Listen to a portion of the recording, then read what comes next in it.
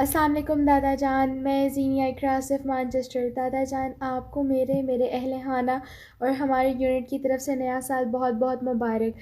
अल्लाह करे नया साल हमारे लिए बहुत सी नई खुशियाँ लेकर आए और हमारे लिए अच्छा साबित हो। आमीन।